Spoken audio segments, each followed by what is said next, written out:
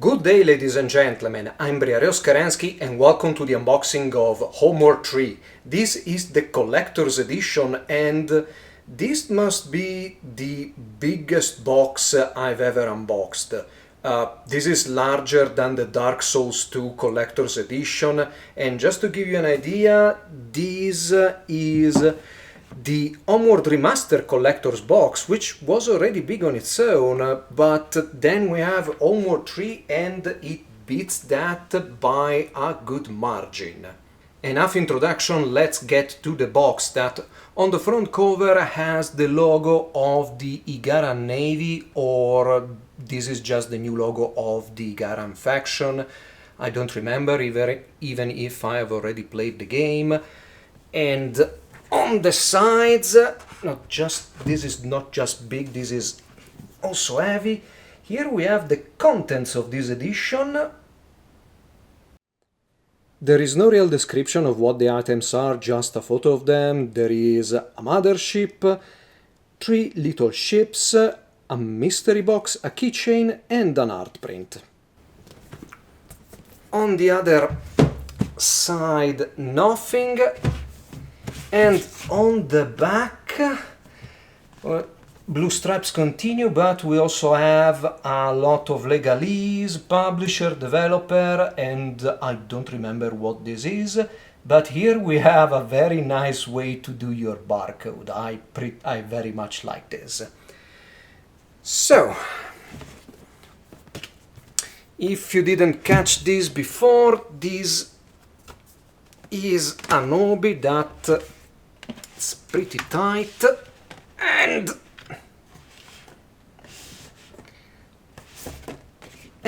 it comes off, and we just have this that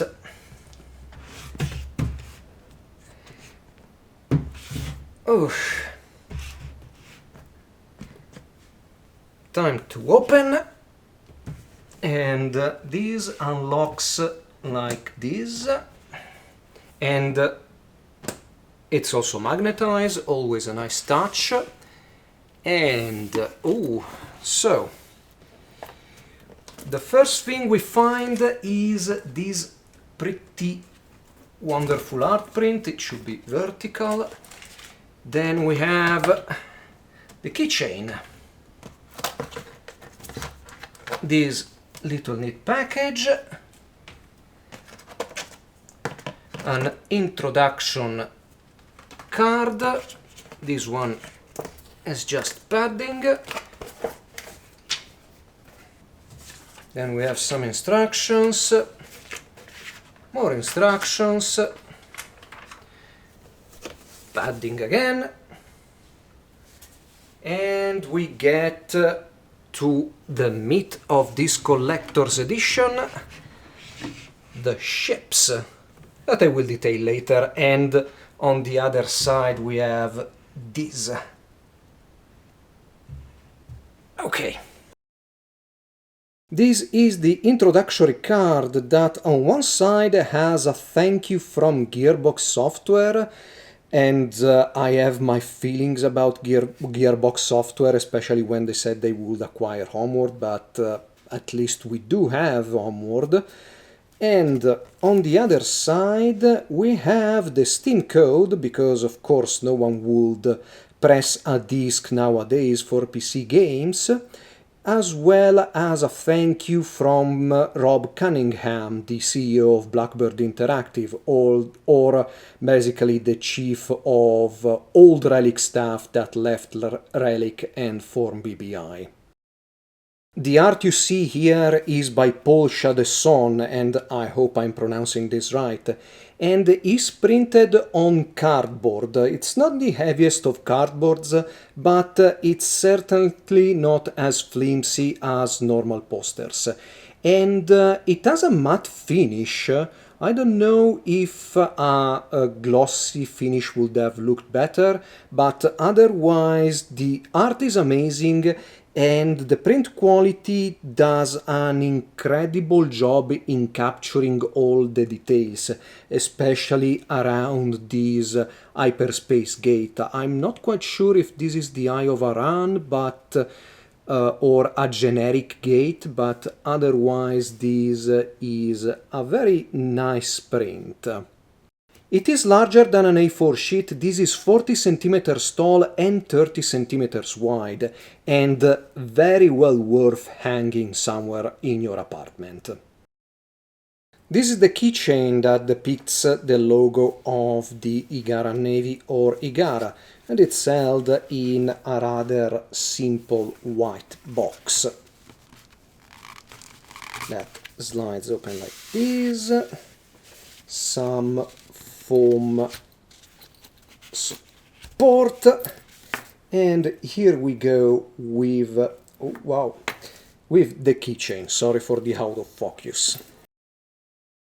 Same thing on both sides. This is the mystery box that, due to the size and depth, I wouldn't be surprised if these are playing cards. Let's see if I can open this without damaging it too much. Yes, I can. And yes, they seem to be playing cards.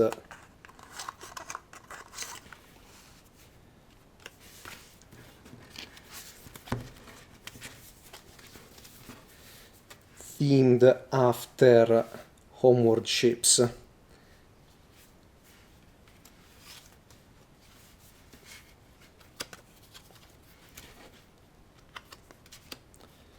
So, having played the game, I already recognize some of the vessels depicted here. These are the main antagonists. Well, I don't know if I should spoil the game, although the game, at least the single-player campaign, is disappointingly short, about 6 to 7 hours. And I don't know, I would say it's even worse than Homeworld 2. But the roguelike mode is actually nice. I enjoyed that more than the single-player campaign, and so the other two seeds are just a repetition of Incarnate and Kushan, Igaran vessels.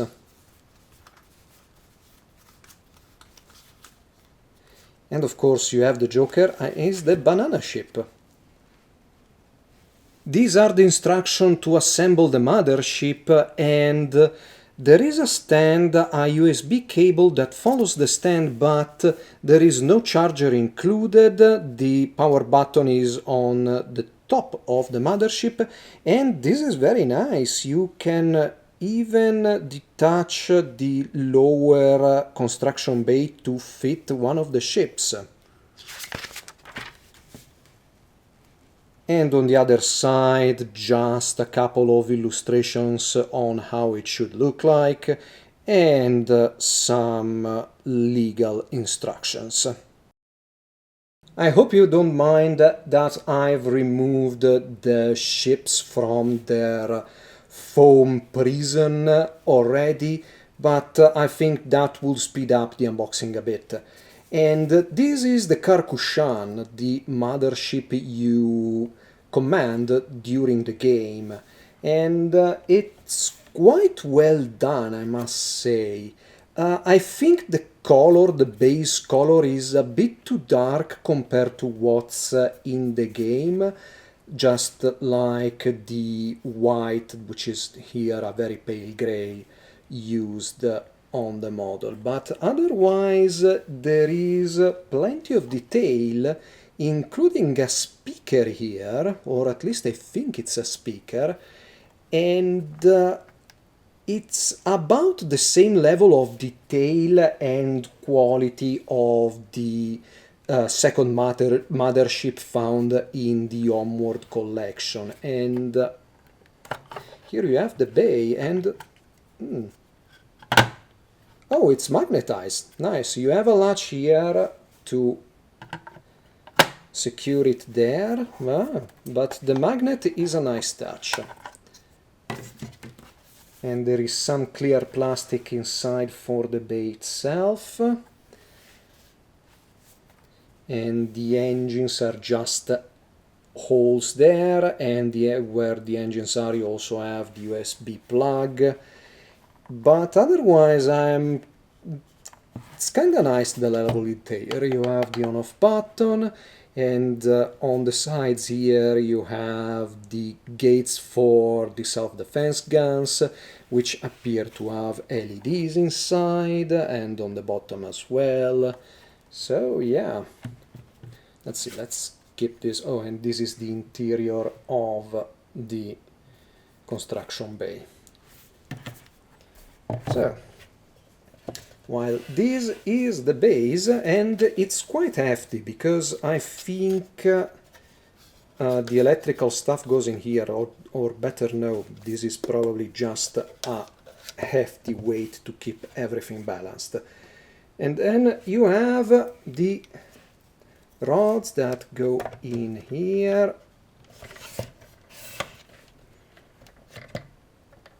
It's quite a fit. I don't remember the orientation, whether Carcushan goes on top or bottom, but let's go like this. Also, I don't remember, because if it goes on top or bottom, it's because I never really used the mothership in its vertical orientation in the game. And connected.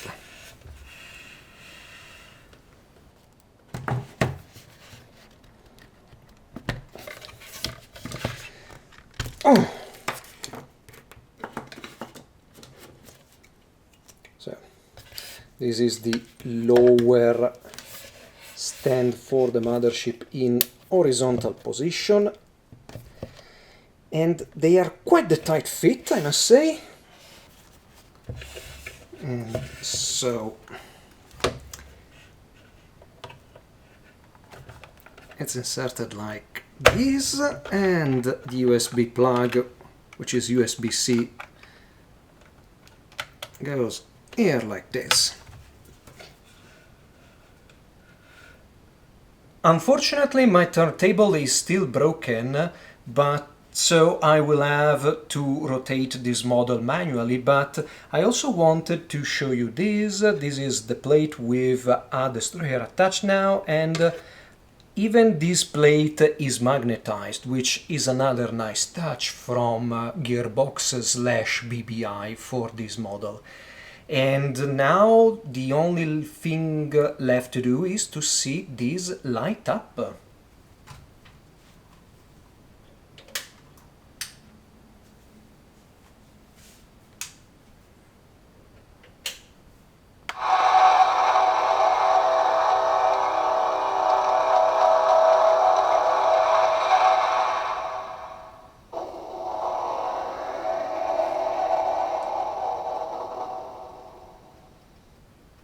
Well, I wasn't expecting it to be this loud.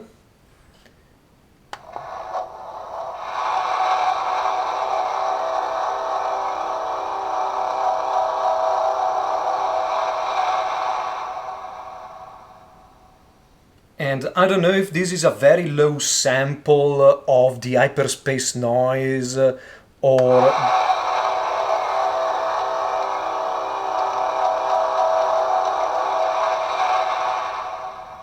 the speaker does a terrible job in representing it.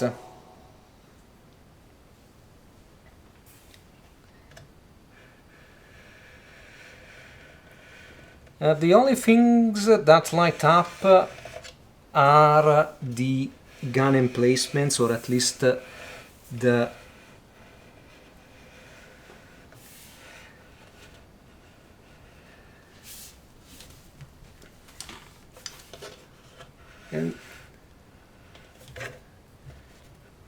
and you also have the engines, and of course the construction bay, because you can see that it projects a bit of light to the bottom plate. Oh, you also have the navigation. No, these are bays. Those are still bays, and those are bays for strike crafts on the sides of the wing. A bit more comparison between the Karkushan and the mothership from the Homeworld Remastered Collection. I would say I like the Homeworld 2 version better because in terms of paneling, it's basically the same. It's just the second mothership is a bit more, let's say, rustic. There are less clean lines on the design. And on the model itself, you have weathering that makes the surface a bit less uneven and more pleasing to look. And then you have the base that on the second mothership is much more elaborate because you have the guide stone, which is a very nice touch, rather than the simple Igaran logo of the Karkushan. But the mothership is not the only miniature found in this collector's edition. You also have 3 ships, or better, 2 ships and a formation of strike crafts. You have a destroyer, a torpedo frigate, and I think 3 interceptors, because recons and interceptors are very similar in shape. And to be honest, I've never really used much of those, because just like Homeworld 1, after a while you simply go frigates and destroyers. Anyway, the level of detail is probably a tad better than on the mothership, because panel lines are much thinner, and of course the ship itself being smaller packs in a bit more detail than the mothership, than the bigger mothership. Unfortunately, there is no like connection to the mothership to pass lights to like the engines or weapon ports, but they are nice bonuses anyway. This is the collector's edition of Homeworld 3, and I guess I like it. I'm kind of torn on this. The art print is the absolute highlight of this edition.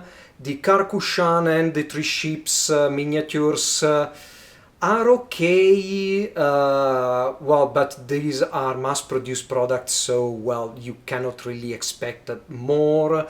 The keychain, well, it's a keychain, and the deck of cards is, well, I don't play cards and I've seen better. To be honest, compared to, well, the many Japanese editions I unbox, I would have loved more art and more soundtrack at the expense of the 3 smaller ships, or even a smaller Karkushan, or, well, even the deck of cards and the keychain altogether. It is well put together, and it follows the same style guide as the Homeworld Remaster collection. But otherwise, yeah, I don't think I will pay the same price for this collector's edition again. One thing I forgot about the miniatures is the destroyer is the only one that detaches from its base. The interceptors and the torpedo frigates are glued tight on those. The nice thing is that the code you are given for Steam does not include just the base game, but the 1-year pass, and I guess that's the value of this edition.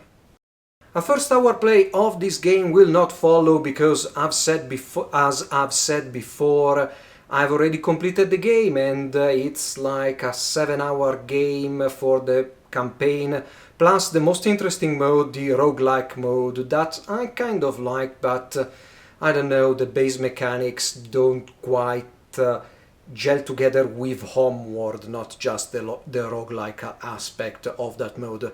But anyway, I hope you have enjoyed this unboxing and you stick around for more. Briare Oskarensky, over and out.